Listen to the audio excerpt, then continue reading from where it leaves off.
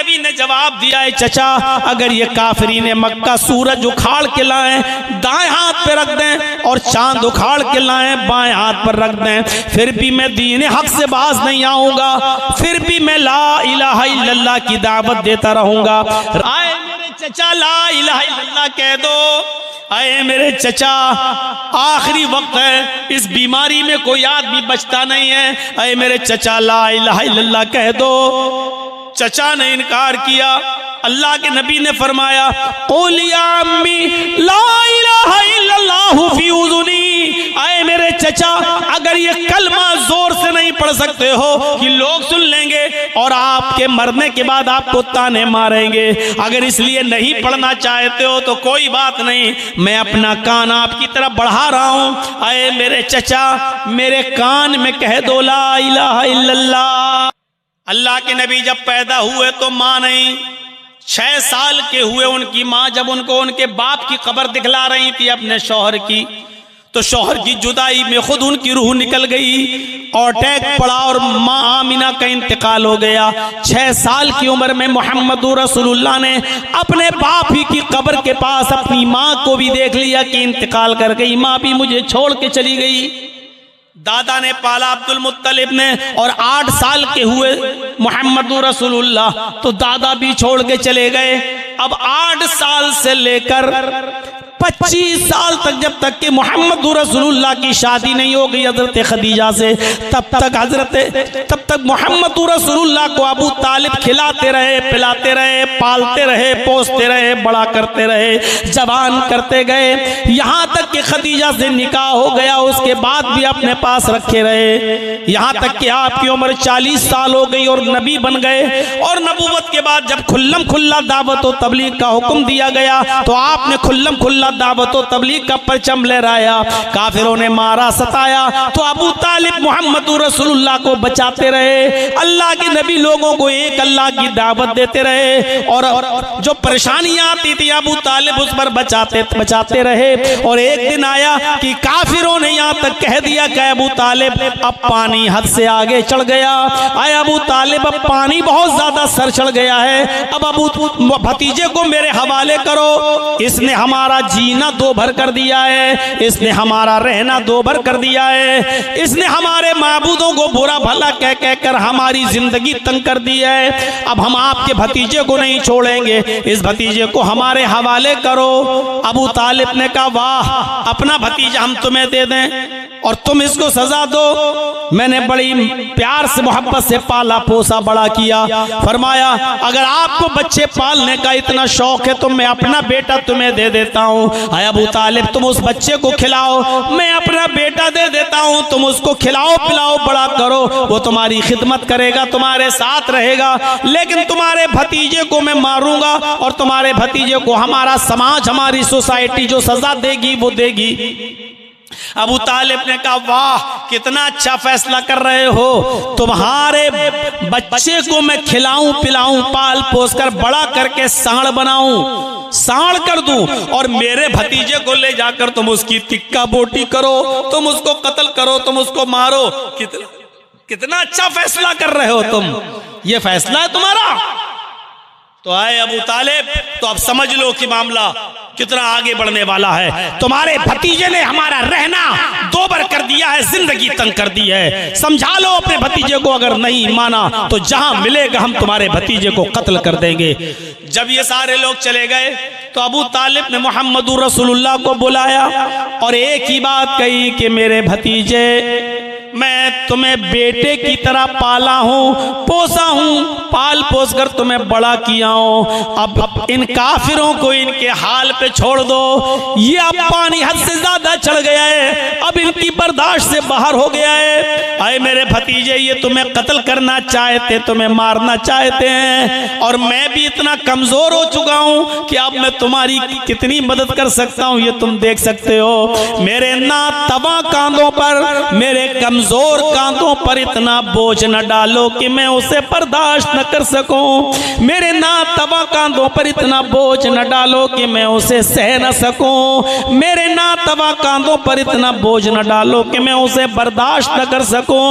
इसके बाद अल्लाह के नबी ने जवाब दिया है, चचा अगर ये काफिरीन मक्का सूरज उखाड़ के लाएं दाएं हाथ पे रख दें और चांद उखाड़ के लाएं बाएं हाथ पर रख दें, फिर भी मैं दीन हक से बाज नहीं आऊंगा, फिर भी मैं ला इलाहा इल्लल्लाह की दावत देता रहूंगा। रही आपकी बात तो आप अगर मदद न करना चाहे तो मत कीजिए, अगर आप अपना हाथ उठाना चाहते हैं तो उठा लीजिए, आपकी मर्जी है, लेकिन मैं तो दावत देता रहूंगा। ये कहकर आप जाने लगे तो भतीजे को आवाज देते हुए चचा ने भतीजे को आवाज दी। अपने भतीजे की आंखों में आंसू देखे, मोहम्मदुर रसूलुल्लाह की आंखों में आंसू देखे तो चचा ने उनको आवाज दी और बुलाया, या अपना अखी, आए मेरे भाई के बेटे, यानी आए मेरे भतीजे, इधर आओ। रोने की जरूरत नहीं है। अगर तुम्हें अल्लाह ने तौहीद की दावत देकर भेजा है, अगर तुम्हें ला इलाहा इल्लल्लाह का मिशन पूरा करना है तो जाओ, मैं तुम्हें इजाजत देता हूँ, खुलकर तुम दावत व तबलीग का फरीजा अंजाम दो। आए मेरे भतीजे, मेरी जिंदगी में कोई तुम्हारी ऊपर आंच नहीं आ सकती, मेरी जिंदगी में कोई भी तुम्हें टच नहीं कर सकता। मैं कमजोर हो गया हूँ, कोई बात नहीं, लेकिन अभी जिंदा हूँ, देखता हूँ कि मेरी जिंदगी में तुम्हारा कौन क्या करता है। जाओ तुम दावत का काम करो, तुम ला इलाहा इल्लल्लाह की दावत दो। इतनी मदद की थी चचा ने, अबू तालिब ने, इतनी मदद। लेकिन जब अबू तालिब के मरने का वक्त आया, आखिरी वक्त है, बूढ़े हो चुके हैं, आखिरी सांसें ले रहे हैं, तो उस मौके पर अल्लाह के नबी सल्लल्लाहु अलैहि वसल्लम ने अपने चचा से कहा, क़ुल या अम्मी ला इलाहा इल्लल्लाह, आए मेरे चचा ला इलाहा इल्लल्लाह कह दो। आए मेरे चचा, आखिरी वक्त है, इस बीमारी में कोई आदमी बचता नहीं है, आए मेरे चचा ला इलाहा इल्लल्लाह कह दो। चचा ने इनकार किया। अल्लाह के नबी ने फरमाया, क़ुल या अम्मी ला इलाहा इल्लल्लाहु फी उज़ुनी, आए मेरे चचा अगर ये कलमा जोर से नहीं पढ़ सकते हो कि लोग सुन लेंगे और आपके मरने के बाद आपको ताने मारेंगे, अगर इसलिए नहीं पढ़ना चाहते हो तो कोई बात नहीं, मैं अपना कान आपकी तरफ बढ़ा रहा हूं। आए मेरे चचा, मेरे कान में कह दो ला इलाहा इल्लल्लाह।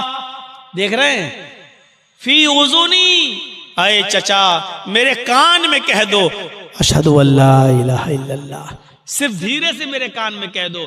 अगर धीरे से मेरे कान में कह दिया अशहदु अल्ला इलाहा इल्लल्लाह, कसम है उस जात की जिसके कब्जे में मेरी जान है, मैं अल्लाह के सामने गवाही दे दूंगा कि अल्लाह मरने से पहले मेरे चचा ने कलमा पढ़ा है, ला इलाहा इल्लल्लाह का इकरार किया है, तू मेरे चचा को बख्श दे, मैं बख्शवा लूंगा अल्लाह से, बस मेरे कान में कह दीजिए। लेकिन अबू तालिब ने क्या कहा, आए मेरे भतीजे, मैं आहिस्ता से और कान में भी ला इलाहा इल्लल्लाह नहीं पढ़ सकता। मैं नहीं चाहता कि मेरे मरने के बाद लोग मुझे ये कहें कि देखो अबू तालिब ने आखिरी वक्त में अपने बाप दादा का दीन छोड़ दिया है। आए मेरे भतीजे, मैं उसी दीन पर मरना चाहता हूँ जो दीन पर मेरा बाप मरा है, अब्दुल मुत्तलिब, मैं उसी दीन पर मरना चाहता हूँ और कलमा नहीं पढ़ा। अबू तालिब का इंतकाल हो गया, अबू तालिब मर गए, लेकिन कलमा उनको नसीब नहीं हुआ। और जानते हो फिर क्या हुआ? जब कलमा नहीं पड़ा तो कहां गए? जहन्नम में। हमदर्दी और मोहब्बत के नाते नबी अकरम ने अल्लाह को पुकार कर कहा कि अल्लाह मेरे चचा को बख्श दे, अल्लाह मेरे चचा ने मेरी बहुत खिदमत की है, अल्लाह मेरे चचा ने मेरा कदम कदम पर साथ दिया, लेकिन अर्श वाले ने वही भेजकर नबी अकरम को मुतनब्बह कर दिया, केयरफुल कर दिया। आए मोहम्मद, आइंदा अपने चचा के बारे में दुआए मग़फ़िरत मत करना, तुम्हारा चचा अबू तालिब हालत कुफ्र में मरा है और काफिरों को मैं जन्नत नहीं देता हूं। तुम्हारा चचा हमेशा हमेश के लिए जहन्नम में रहेगा अबू तालिब, उसको जन्नत की खुशबू भी नहीं मिलेगी। हाँ, तुम्हारी मदद किया, तुम्हारी हेल्प किया, तुम्हें दुश्मनों से बचाता रहा, इसके बदले में हम इतना जरूर कर देंगे कि तुम्हारे चचा को सबसे हल्का अजाब देंगे। जहन्नम में जहन्नमियों को जो अजाब देंगे उनमें सबसे हल्का अजाब हम तुम्हारे चचा को देंगे, लाइटली अजाब तुम्हारे चचा को देंगे। लेकिन तुम्हारे चचा को हम जन्नत नहीं देंगे, जहन्नम से नहीं निकालेंगे, जहन्नम में पड़ा रहेगा।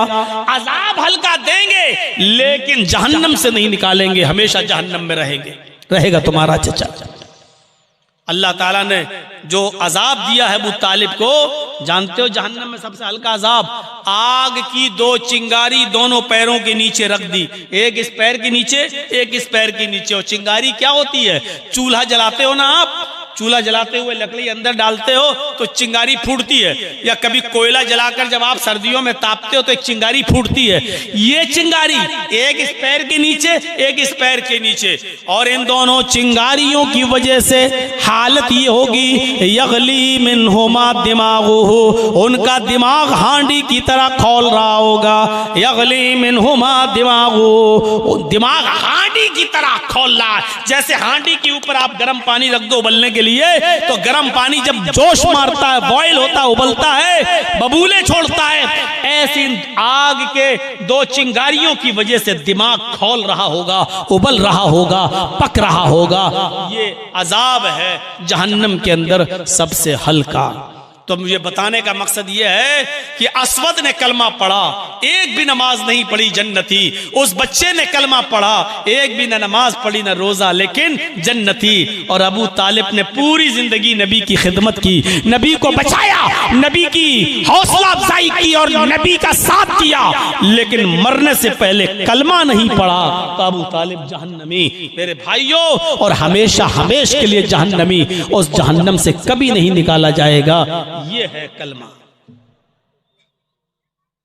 अफजलुहा कौलु ला इलाहा इल्लल्लाह, अफजल कलमा, अफजल दर्जा ईमान का ला इलाहा इल्लल्लाह का कहना है, ला इलाहा इल्लल्लाह पढ़ना।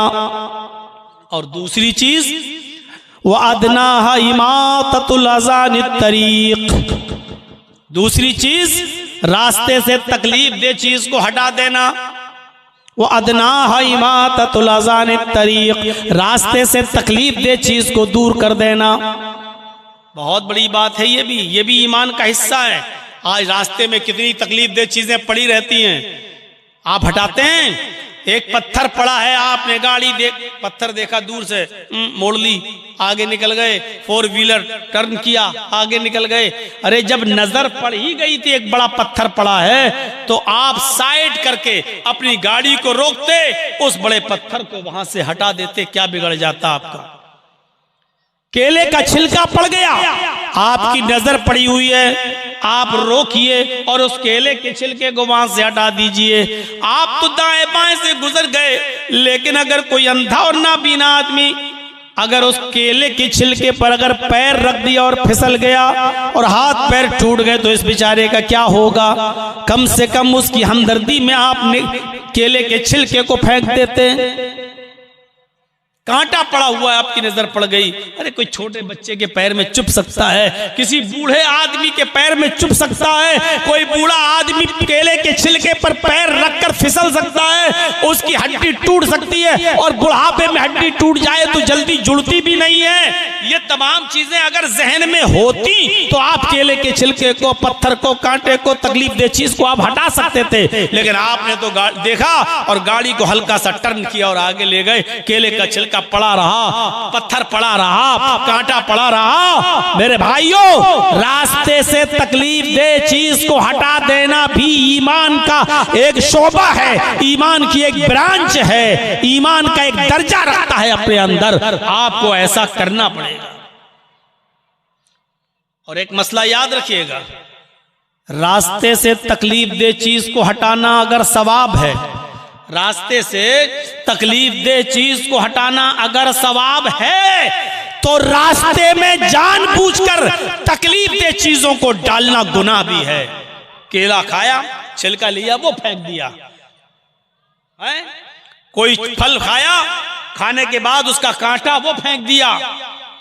इसी तरीके से रास्ता जो लोगों के गुजरने का है, चलने फिरने का है, गए और आपने नाक ली, झाड़ दिया, वहां बलगम आया, थूक दिया वहां।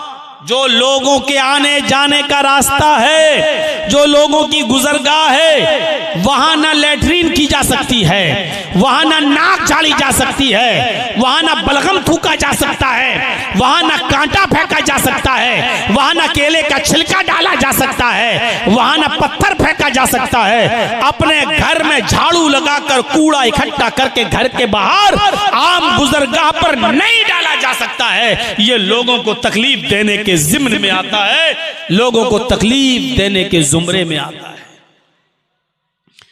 इसी तरीके से कोई चीज किसी दुकान से आपको खरीदना है और आपने लोगों की गुजरगाह पर गाड़ी खड़ी कर दी, पार्क कर दिया, और अब आप सामान पैक कराने लगे।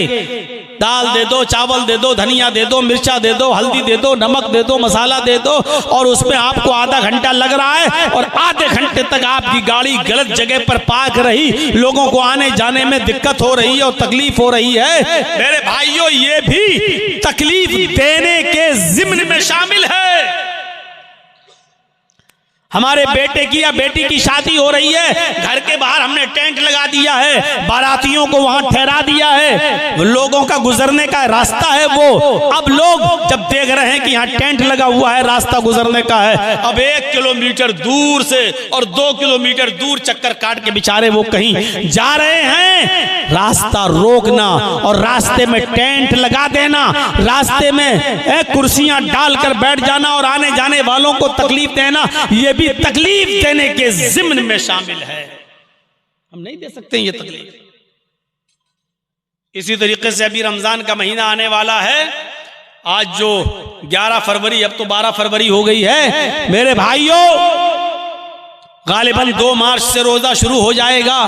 20 दिन 18 दिन बस बाकी रह गए हैं रमजान का महीना शुरू होने में। बहुत सी जगहों पर आप देखेंगे, हमें आपके इलाके में नहीं मालूम, लेकिन हम लोगों के इलाके में आइए, रात के 2 बजे माइक पकड़ लिया जाएगा और उसमें चीख चीख कर कहा जाएगा, रोजेदार भाइयों उठिए, मेरी माँ बहनें उठें, सहरी बनाएं, सहरी पकाएं।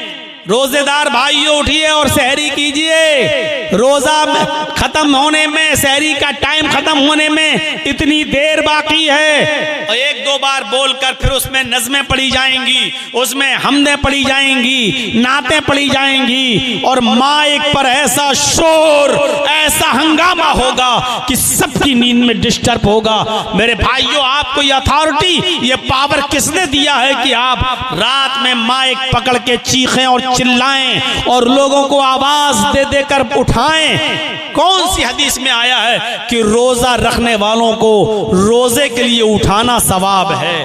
कहां है? अगर रमजान के महीने में रोजेदारों को उठाना सवाब होता तो रोजे से बढ़कर इबादत है नमाज। तब तो आपको हर फजर की नमाज से पहले, फजर की नमाज के लिए हर रात लोगों को उठाना सवाब होता, और आप माइक पकड़ पकड़ के कहते हैं फजर के नमाजियों, फजर की नमाज खड़े होने में इतना वक्त रह गया है, जल्दी आओ, आओ फजर की नमाज पढ़ने के लिए आओ। नमाज तो रोजे से बड़ी इबादत है। अगर नमाज के लिए लोगों को माइक लेकर उठाना जायज नहीं है तो मेरे भाइयों, फिर रोजे के लिए आपको माइक पकड़ के लोगों को उठाना कहां से जायज हो जाएगा? अब आप कहेंगे क्या रोजेदारों को उठाना गुनाह है? अरे उठा दिया तो क्या हो गया? मेरे भाइयों, आप सिर्फ रोजेदारों को नहीं उठा रहे हैं, आप उन लोगों को भी बेदार कर रहे हैं जिनकी ऊपर रोजा नहीं है। एक बूढ़ा आदमी है जिसकी उम्र 90 साल हो चुकी है, अब वो रोजा नहीं रख सकता है, कमजोरी है उसको, बहुत ज्यादा नकाहत है, कमजोरी है। अब फिदिया देगा बस। अगर वो नहीं दे सकता तो उसकी औलाद देगी, एक मिस्कीन को खाना खिलाएगी रोजे के बदले में, फिदिया उसकी ऊपर। लेकिन अब उसकी ऊपर रोजा नहीं है, अब वो बेचारा रोजा रखने के लायक नहीं है। अब आप जब उठा रहे हैं, माइक में शोर कर रहे हैं, हंगामा कर रहे हैं, तो वो बेचारा उस बूढ़े आदमी की नींद भी खुल रही है। एक आदमी ने मुझे बताया, मौलाना रोजे के दिनों में हमारे इलाके के एक आदमी ने मुझे बताया कि मौलाना इतनी जोर जोर से शोर होता है कि हमारे बाप जिनकी उम्र 85 साल है उठ जाते हैं, बेदार हो जाते हैं, जबकि मेरे बाप का इलाज चल रहा है, वो माइंडली डिस्टर्ब भी हैं। अब उनका दिमागी तवाज़ुन ठीक नहीं है, माइग्रेन की बीमारी है, उनको नींद की गोली देना पड़ती है, उनको डिप्रान 10 mg की चल रही है। जब वो डिप्रान 10 mg की देते हैं तब उनको नींद आती है, जब वो सो जाते हैं। लेकिन अगर माइक की आवाज सुन लें तो उनकी नींद में डिस्टर्ब हो जाता है, फिर उनको कोई भी टेबलेट दे दो फिर नींद नहीं आती, और जब वो माइक की आवाज से उठ जाते हैं तो फिर बेचैन रहते हैं और पूरे घर वालों को फिर परेशान करते हैं। मेरे भाइयों मुझे बताओ, इस आदमी की इस परेशानी का जिम्मेदार कौन है? आप उस आदमी की भी नींद में डिस्टर्ब कर रहे हैं जिसको नींद की सख्त जरूरत है। एक हामिला औरत जिसके पेट में हमल है, बच्चा है, शरीयत उसको इजाजत देती है अभी रोजा न रखे। अगर रोजा रखेगी तो कमजोर हो जाएगी, खाएगी पिएगी नहीं तो पेट का बच्चा भी मर सकता है। शरीयत इजाजत देती है कि अभी वो रोजा छोड़ दे। अब आप जब माइक पर चीखते हो, चिल्लाते हैं तो उस औरत की भी नींद खुल जाती है जिसके ऊपर रोजे की रुख्सत है, जिसके ऊपर रोजा भी नहीं है। एक मुर्जिया औरत जो दूध पिलाती है अपने बच्चे को, शरीयत कहती है जब तक वो अपने बच्चे को दूध पिला रही है रोजा छोड़ दे, क्योंकि माँ जब खाएगी तो दूध बनेगा, जब दूध बनेगा तो बच्चे को पिलाएगी, और जब खाएगी ही नहीं तो दूध नहीं बनेगा, और जब दूध नहीं बनेगा तो बच्चा पिएगा क्या? इसलिए दूध पिलाने वाली औरत जब तक बच्चा दूध पी रहा रोजा छोड़ सकती है और बाद में उसकी कज़ा करेगी। तो मेरे भाइयों अब गौर कीजिए, इस औरत के ऊपर जब रोजा नहीं है तो आप इसको क्यों उठा रहे हैं? आप इसकी नींद में भी डिस्टर्ब कर रहे हैं, इसकी भी नींद खुल रही है। तो इमाततुल अज़ान तरीक, रास्ते से तकलीफ दे चीज को दूर कर देना, यह भी ईमान का एक हिस्सा है। दो चीजें हो गई, तीसरी चीज पर हल्का सा इशारा करूंगा मैं, जरा गौर कीजिए तीसरी चीज क्या है। और इस तीसरी चीज का ताल्लुक हमारी माँ बहनों से भी है, हमारी माँ बहनें आई होंगी, जरा वो भी गौर करें। ये तीसरी चीज का ताल्लुक मर्दों से ज्यादा औरतों से है। वल हयाउ शुअबतुम मिनल ईमान, और हया ईमान का एक शोबा है। तीन चीजें बताई थी, ला इलाहा इल्लल्लाह हो गया, इस पर इमाततुल अज़ा यानी रास्ते से तकलीफ दे चीज को हटा देना, इस पर भी मैंने थोड़ी गुफ्तगू कर दी। अब तीसरी चीज वल हयाउ शुअबतुम मिनल ईमान, हया शर्म भी ईमान का एक शोबा है। अल्लाह के नबी सल्लल्लाहु अलैहि वसल्लम ने फरमाया, बुखारी शरीफ की रिवायत है, इज़ा लम तस्तही फफ़अल मा शिता, जब तेरे अंदर से शर्म निकाल ली गई, जब तेरे अंदर शर्म नहीं रही तो जो तेरे दिल में आए वो कर, फफ़अल मा शिता, तो जो तेरा दिल चाहे वो कर। यानी जब किसी इंसान के अंदर से शर्म निकल जाए, हया निकल जाए, तो फिर जो दिल में आए वो करेगा, उसको कोई परवाह नहीं होगी कि मैं क्या कर रहा हूं। कल तक हमारी खूबसूरत लड़कियों और औरतों के गालों के खूबसूरत गालों को कभी आसमान की नजरों ने भी नहीं देखा था। आज हालत ये हो गई है कि इंस्टाग्राम पर और टिकटॉक पर आप डांस करती हुई नजर आ रही हैं। मुझे नहीं मालूम कि आपके बिहार का, कटिहार का और पूर्णिया, हरिया और झारखंड, आपका गुड्डा, साहिबगंज, इन तमाम इलाकों का मामला क्या है, मुझे नहीं मालूम। आप गौर करके देखिए कि आपके इंस्टाग्राम पे आपके इलाके की लड़कियां क्या कर रही हैं। हमें इतनी जानकारी नहीं है, हम लखनऊ से ताल्लुक रखते हैं, लखनऊ के बारे में हमें इतना मालूम है कि बड़े बड़े हाजियों, बड़े बड़े नमाजियों और बड़े बड़े मुल्लाओं और बड़े बड़े मौलवियों और बड़े बड़े हाफिजों और बड़े बड़े कारियों की लड़कियां भी इंस्टाग्राम पर अपने सरों से दुपट्टे उतार उतार कर रील बना रही हैं, इंस्टाग्राम पर डांस करती हुई नजर आ रही हैं, नाच रही हैं। उनके कपड़े छोटे हो चुके हैं, शॉर्ट हो चुके हैं, उनके पिंडलियां खुल चुकी हैं, उनके घुटने भी खुल चुके हैं। मेरी प्यारे साथियों गौर करो, जब हाजियों नमाजियों की बेटियां महफूज नहीं रही तो और दूसरों के बारे में क्या बात करें। इज़ा लम तस्तही फफ़अल मा शिता, जब तेरे अंदर से शर्म हयाई निकाल ली गई तो जो तेरे दिल में आए वो कर। जब शर्म हया नहीं रहेगी तो इंसान यही सब करेगा। सोचिए तो सही, वेस्टर्न कल्चर ने हमें कहां पहुंचा दिया, मगरबी तहजीब ने हमें कहां पहुंचा दिया, पश्चिमी सभ्यता ने आज हमें कहां पहुंचा दिया। अब जब लड़की अपने घर में कैद रहने को और अपने घर में मुस्तकिल रहने को अपनी इंसल्ट समझने लगे तो फिर आप अंदाजा लगाओ कि ये हम और आप कहां जा रहे हैं। उससे कहो कि अपने बाप के लिए खाना बनाओ, सवाब है। अपने भाई को खाना खिलाओ तो सवाब है। अपने भाई के कपड़े धुल दो, बहन अगर धुल देगी तो क्या बिगड़ जाएगा। अफसोस ही है अगर बहन अपने भाई के लिए घर में खाना बना दे तो आज की अक्ल परस्ती कहती है कि औरत की जिल्लत है। अगर घर में अपने बाप के लिए खाना बनाकर उसको सर्व कर दे तो आज की दुनिया कहती है कि ये देखो कि औरत को घर के चार दीवारी में कैद करके रख दिया। और वही हमारी बहन, वही हमारी बेटी किसी क्लब में जाकर शराब की बोतल और बियर की बोतलें कस्टमरों के सामने और नाचो गाना देखने आने वाले लोगों के सामने सर्व कर दे तो ये तरक्की। सोचिए तो, दिमाग लगाइए। हमारी बहन अगर हमारे लिए हमारे घर में कपड़ा धुल दे तो ये दकियानोसी। और होटलों में जाकर काम करे और मुसाफिरों के लिए कपड़ा धुले, चादर धुले और उसको बेड बिस्तर पे बिछाए तो ये तरक्की याफ्ता। हमारी बहन और हमारी बेटी अगर खाना लाकर हमें सर्व कर दे तो दकियानोसी। लेकिन प्लेन के अंदर, फ्लाइट के अंदर जाई और प्लेन के अंदर वही स्कर्ट पहनकर अगर हमारी वही बहन और हमारी बेटी पैसेंजर्स के सामने खाना सर्व कर दे, उनके सामने ब्रेकफास्ट सर्व कर दे तो तरक्की याफ्ता। इस अकल ने हमें कहां का छोड़ा है। अपने भाई, अपने बाप के लिए, अपनी मां के लिए, अपनी बहन के लिए खाना सर्व करना तो दकियानोसी हो गया और बाहर वालों के लिए खिलाना पिलाना तरक्की याफ्ता होने, लड़की की तरक्की याफ्ता होने की निशानी हो गई। फरमाया इज़ा लम तस्तही फफ़अल मा शिता, जब तुम्हारे अंदर शर्म हया नहीं रहेगी तो जो तेरा दिल चाहेगा वो करेगा। हमारी बहनों और बेटियों से जब शर्म हया निकाल ली गई तो यही सोच आ गई।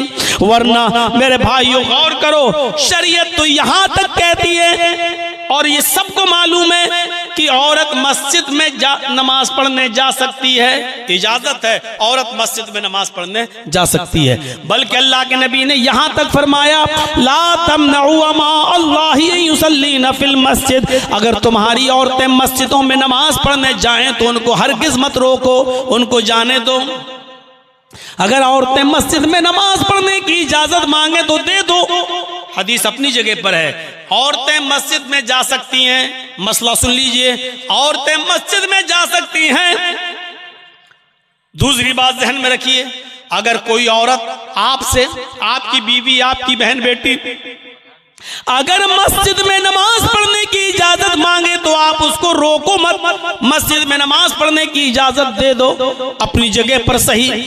लेकिन इन तमाम चीजों के बावजूद शरीयत क्या कहती है, अल्लाह के नबी का एक हदीस और मौजूद है, इसके बावजूद आपने फरमाया औरत की अपने घर में नमाज पढ़ना मस्जिद में नमाज पढ़ने से ज्यादा बेहतर है।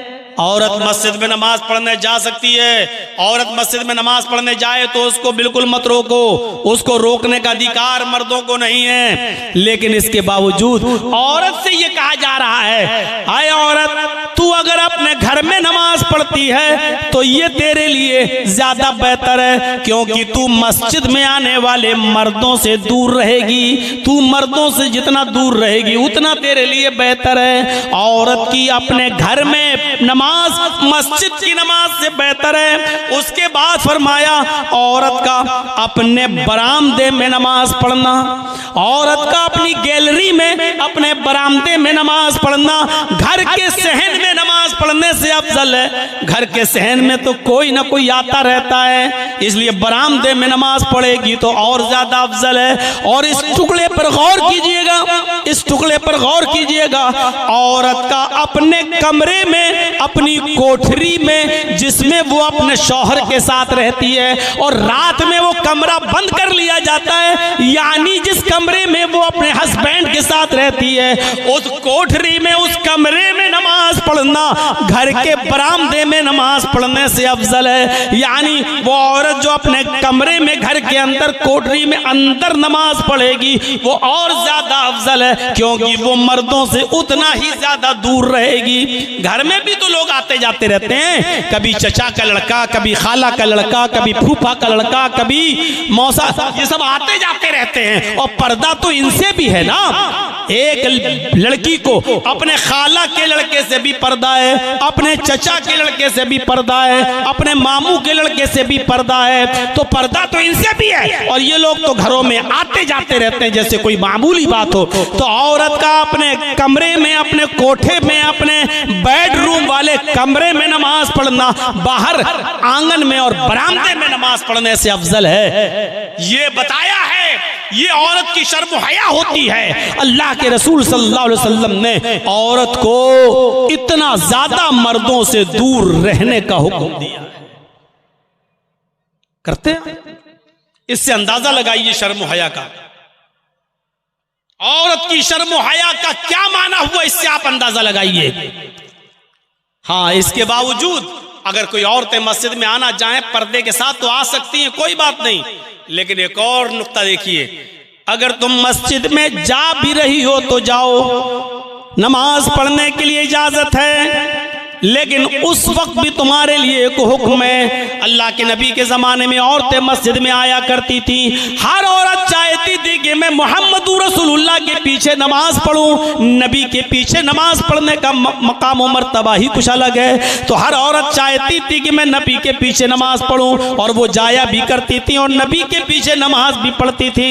उस मौके पर अल्लाह के नबी सल्लल्लाहु अलैहि वसल्लम ने पहली सफ की फजीलत बताई, मर्दों को खुतबा देते हुए पहले सफ की फजीलत बताई।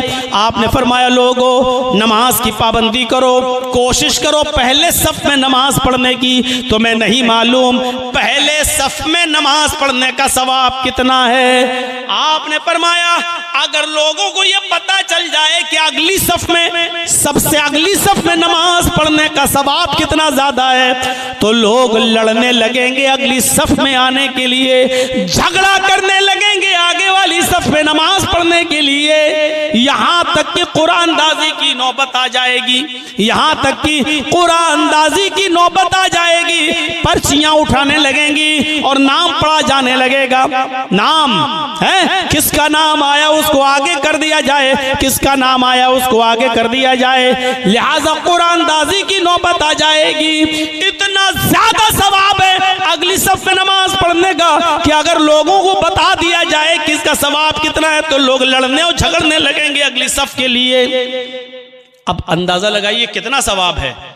खैरु सुफूफिर रिजाली अव्वलुहा व शर्रुहा आखिरुहा, मर्दों के लिए सबसे बेहतर है कि वो अगली सफ में नमाज पढ़े। सवाब के एतबार से मर्दों की अगली सफ सबसे बेहतर है, और सबसे बुरी सफ है सबसे पीछे वाली।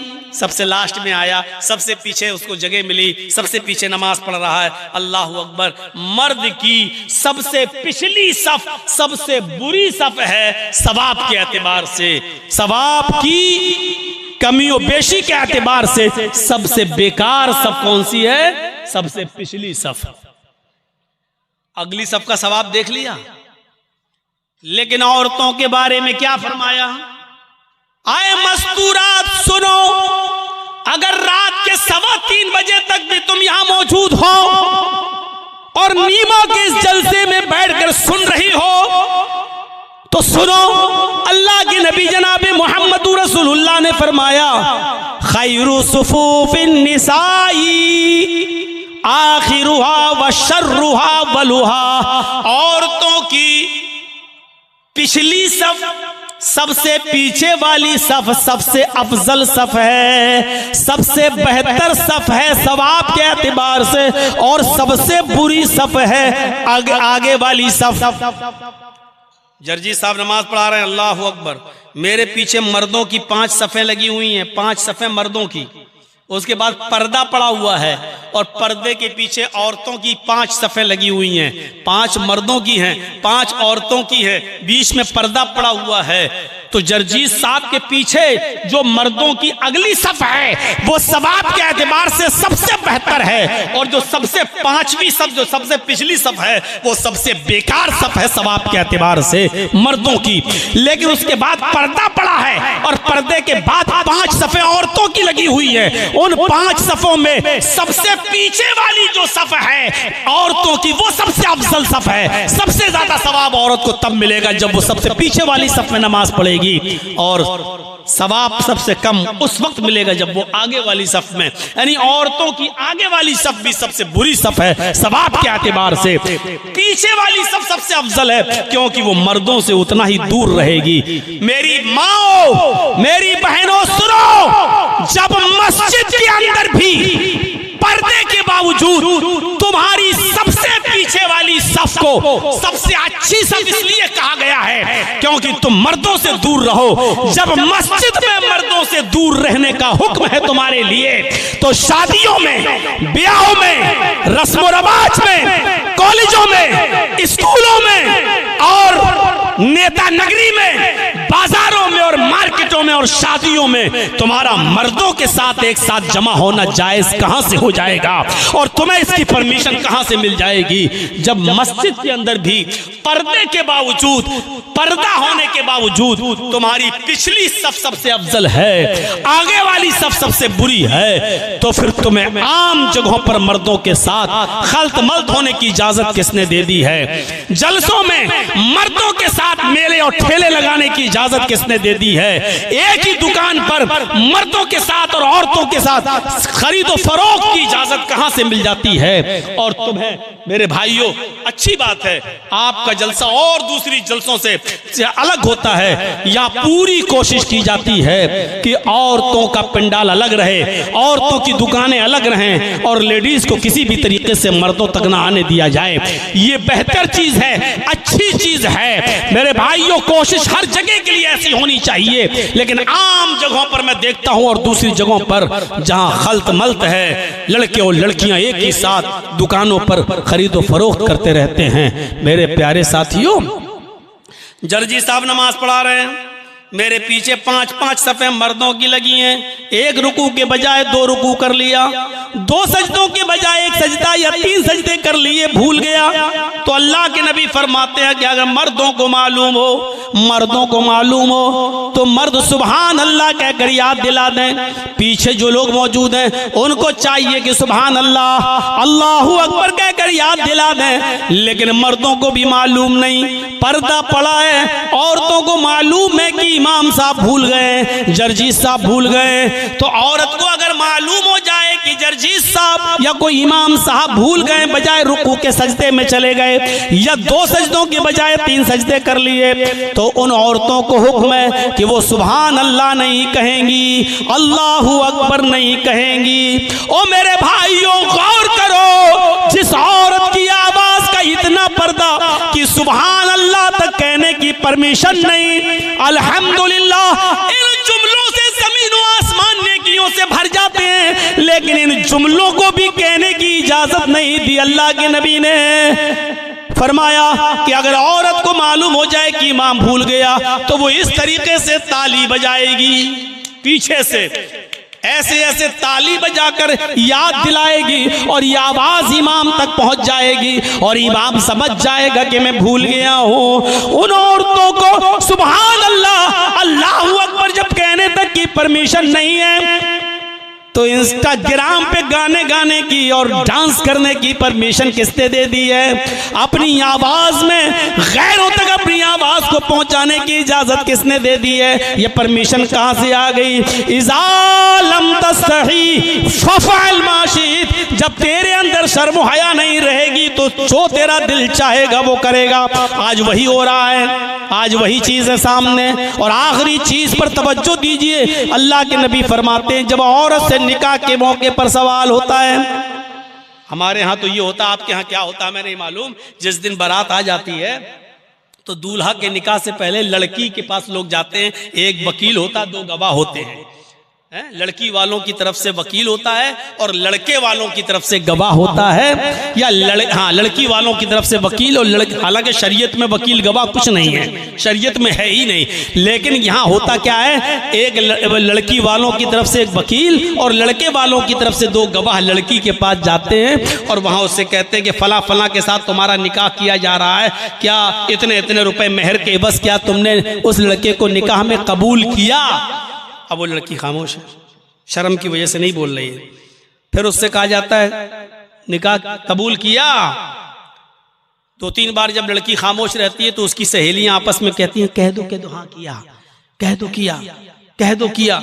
और जब तक वो बेचारी बोल नहीं देती कि हाँ मैंने निकाह कबूल किया, तो पूछा जाता, वकील पूछता गवाहों से तुमने सुना? गवाह कह दे कि नहीं सुना, तो दोबारा बोलेगी लड़की हाँ मैंने निकाह कबूल किया।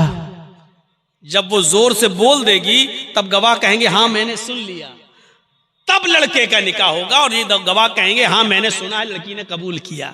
क्या जहालत और बर्बरियत है! ये वकील भी जाहिल, गवाह भी जाहिल। अरे तुम्हें किसने कहा था कि तुम उसके पास जाओ? अरे जब लड़की को शादी वाले दिन लड़के की तरफ से आए हुए कपड़े जब लड़की ने खुशी खुशी पहन लिए, समझ लो कि वो राजी है, समझ लो कि ये उसकी इजाजत है। और फिर भी तुम पूछते हो तो एक बार पूछो, फला लड़के के साथ तुम्हारा निकाह किया जा रहा है, क्या तुम्हें कबूल है? वो नहीं बोल रही है, खामोश है। अब दोबारा मत कहो उससे, क्योंकि अल्लाह के नबी ने कह दिया इज़्नुहा सिमातुहा, उसकी खामोशी ही उसकी इजाजत है। मत कहलवाओ उससे बार बार, जब वो खामोश हो गई वही उसकी इजाजत है। जब खामोशी इजाजत है तो तू जबरदस्ती क्यों कहलवा रहा है? अकल के अंधे क्यों कहलवा रहा है? कबूल किया, जोर से बोलो, किया, सुना नहीं, बोलो अभी इन्होंने नहीं सुना, जबरदस्ती तुम कहलवा रहे हो। अरे लड़कियों की शर्म हया का अल्लाह के रसूल ने इतना ख्याल रखा कि वो मारे शर्म के नहीं बोल पाएंगी, क्योंकि उनमें शर्म होती है, हया होती है, और ये उनकी शर्म हया का तकाजा है कि वो नहीं कह पाएंगी, इसलिए उनकी खामोशी को ही उनकी इजाजत समझ लो। ये शर्म हया है औरत की, जो इतना भी ना कह पाए हाँ मैंने कबूल किया। अल्लाह के रसूल कह रहे हैं कि खामोशी को इजाजत मान लो। इस रात के 3:15 3:30 होने वाले हैं, इस वक्त भी खामोश रहने वालियों की चोंचें चल रही होंगी। अल्लाह अल्लाह कैसे हो, कहाँ हो, किधर हो, कहाँ मिलोगे, गुटरगू जैसे दो कबूतर चोंचे लड़ाते हैं, ऐसे इस रात के 3:30 बजने वाले हैं। इस वक्त ये उन लड़कियों का हाल है जिनके बारे में शरीयत ने कहा कि उनकी शर्म इतनी होती है कि बेचारी शर्म की वजह से नहीं बोल पाती हैं, तो उनसे जबरदस्ती मत कहलवाओ, उनकी खामोशी ही उनकी इजाजत है। उसी खामोशी पर मान लो कि उन्होंने निकाह कबूल कर लिया है। जिनको जबरदस्ती कहलवाने का हुक्म नहीं दिया, आज उनकी चोंचें चल रही होंगी रात के 3:15 और 3:30 बजे भी। तो मेरे प्यारे साथियों, बस 1.5 घंटे की इतनी तकरीर पर इक्तिफा करते हुए आपसे रुखसत होता हूं। ये 3 चीजें याद रखिएगा, ला इलाहा इल्लल्लाह, और रास्ते से तकलीफ दे चीज को हटा देना, और शर्म हया। अल्लाह रब्बुल आलमीन हमारे अंदर मुकम्मल ईमान पैदा फरमा दे, ईमान की जितने शोबे और ब्रांचेस हैं सब हमारे अंदर पैदा फरमा दे। अल्लाह जब तक तू हमें जिंदा रख, तौहीद पर जिंदा रखना, और जब हमारा खात्मा हो तो ईमान पर हमारा खात्मा फरमाना। जितने लोग थे, मैं आया था, सबसे चाहे वो कम ही हो, लेकिन सबसे बड़ी खुसूसियत ये देखी आज मैंने कि जितने लोग बैठे थे, हम जब आए थे उतने बैठे रहे, उनमें से हमने एक भी कम होते हुए नहीं देखा। यही जलसे की कामयाबी की सबसे बड़ी दलील है। अल्लाह रब्बुल आलमीन आपको कल भी आने की तौफीक अता फरमाए और किताब और सुन्नत पर मबनी बातें सुनकर उस पर अमल करने की तौफीक अता फरमाए। वमा अलैना इल्लल बलागुल मुबीन व आखिरु दावाना अनिल हम्दुलिल्लाहि रब्बिल आलमीन। अस्सलामु अलैकुम व रहमतुल्लाहि व बरकातुहू।